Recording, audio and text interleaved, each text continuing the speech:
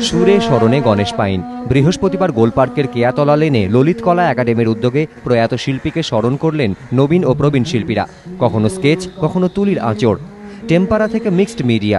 বাংলার চিত্রশিল্পে আধুনিকতার উত্তরণ ঘটিয়েছিলেন গণেশ পাইন।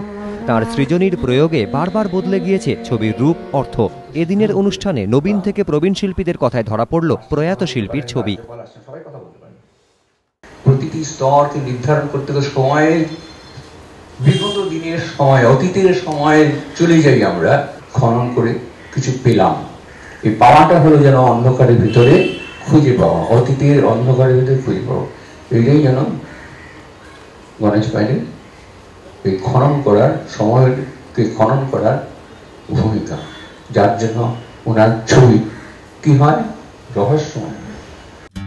মূল বিষয়বস্তুকে ছাপিয়ে তিনি পৌঁছে গিয়েছেন বহুমাত্রিকতায়, করেছেন নতুন চিত্রকল্পের খোঁজ। এদিনের সুরে কথায় বারবার উঠে এলো সেই সব কথাই। মনোজিৎ সরকার, এবিপি আনন্দ, কলকাতা।